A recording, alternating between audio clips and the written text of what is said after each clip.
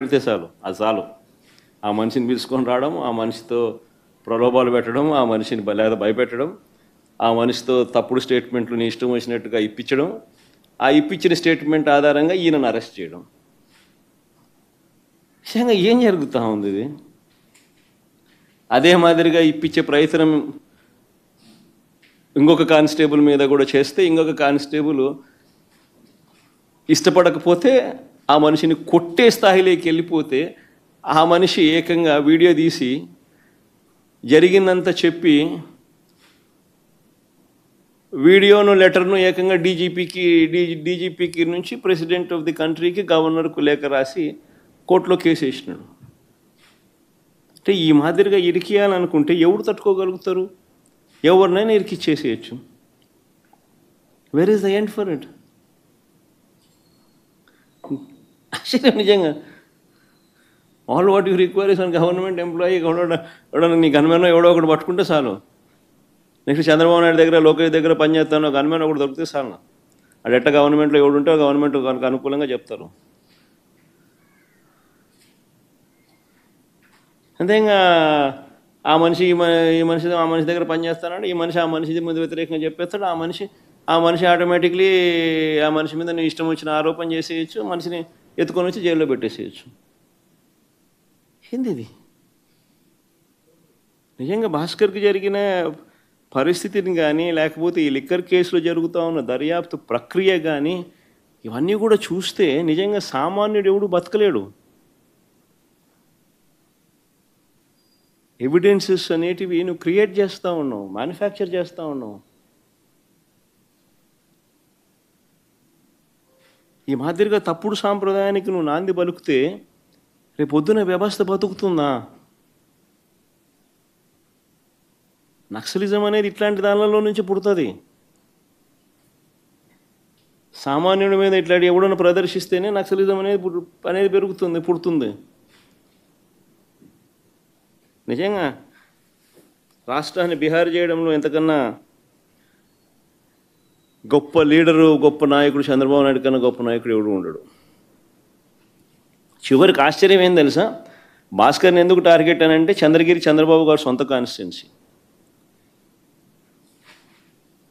భాస్కర్ అనే వ్యక్తి కూడా కాదు, చివరికి భాస్కర్తో పాటు భాస్కర్ కొడుకును కూడా. ఆ పిల్లోడు మొన్ననే పాపం చదువులు అయిపోయి చేసుకొని లండన్ నుంచి మొన్న వచ్చినాడు, చిన్నపిల్లోడు. ఆ పిల్లోని కూడా దీంట్లోకి ఇరికిచ్చేసినారు. అంటే చంద్రగిరి కాన్స్టిట్యున్సీలో క్లీన్ ఉండాలా, ఆయన సొంత కాన్స్టిట్యున్సీ కాబట్టి. ఏంది ఇది? నాకు అర్థం కాదు. సొంత కాన్స్టిట్యున్సీలో గెలవలేని వ్యక్తి ఇక్కడ 17,000తో ఓడిపోతే, చంద్రగిరిలో ప్రజలు తంతే చంద్రబాబు నాయుడిని 17,000తో ఓడిస్తే కుప్పంకు పోయినాడు.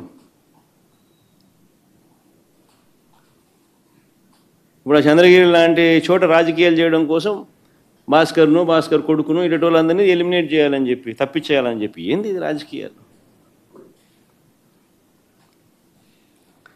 ఈ తప్పుడు కేసుల పరంపరలో ఇప్పటికే పిన్నెల్లి రామకృష్ణారెడ్డిని Macherla 2009 MLA, 2012 MLA, 2014 MLA, 2019 MLA, 4 సార్లు ఎమ్మెల్యే. 2024లో మొన్న ఒకసారి ఓడిపోయినాడు. ఆ కాన్స్టిట్యున్సీలో ఆజమాయిషీ కోసం పిన్నెల్లి రామకృష్ణారెడ్డిని తప్పుడు కేసుల్లో ఇరికిచ్చే కార్యక్రమం. నందిగాం సురేష్ను, ఎక్స్-ఎంపీ, దళితుడు,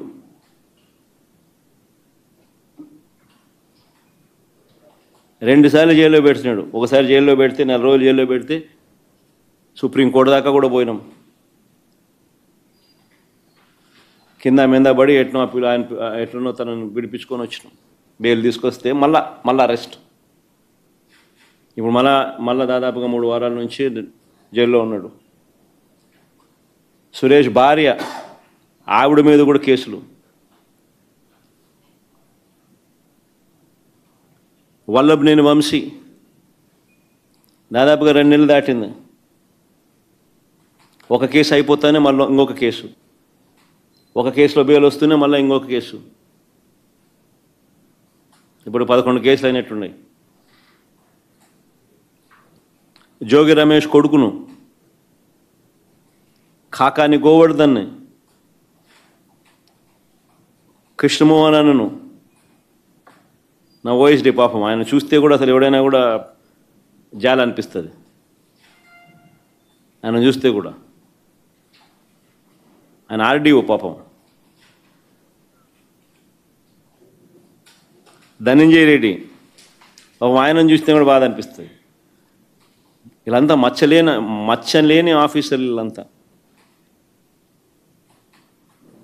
రాజకేశ్ రెడ్డి, బాలాజీ, గోవిందప్ప ఇలాంటి వారిని అరెస్ట్ చేసి జైలుకు పంపారు. మా ఎంపీ మిథున్ రెడ్డిని ఎప్పుడెప్పుడు అరెస్ట్ చేయాలని చెప్పి వెంటబడతా ఉన్నారు. మా పెద్దిరెడ్డి రామచంద్రారెడ్డిని చంద్రబాబు నాయుడిని ఎప్పుడో కాలేజ్ టైంలో ఎప్పుడో కొట్టినాడంట ఆయన. ఆ కోపం ఇప్పటికి కూడా ఉంది. వాళ్ళ కొడుకుని అరెస్ట్ చేయాలంటాడు, వాళ్ళ నాయన్ని అరెస్ట్ చేయాలని అంటాడు.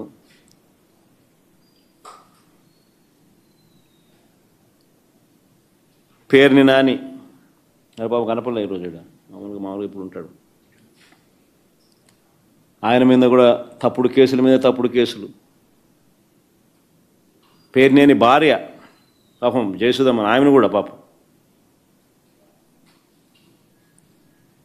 కొడాలి నాని,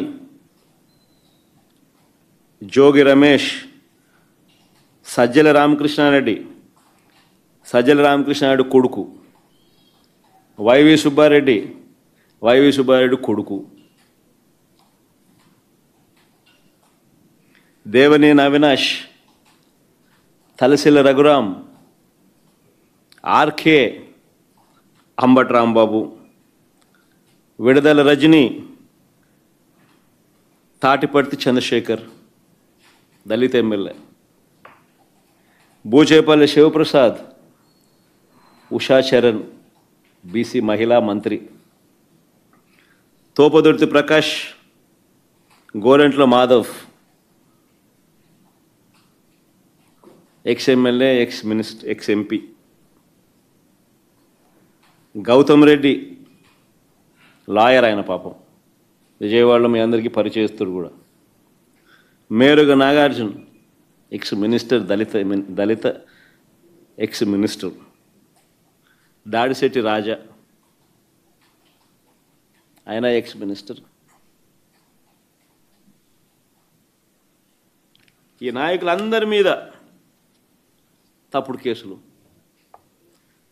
కేసులు పెట్టడం, వీళ్ళని ఎప్పుడెప్పుడు అరెస్ట్ చేయాలని చెప్పి తాపత్రయపడతా ఉన్నాడు చంద్రబాబు నాయుడు. జగన్ చుట్టూ ఉన్న వారిని అందరినీ కూడా బెదిరించాలి, భయపెట్టాలి.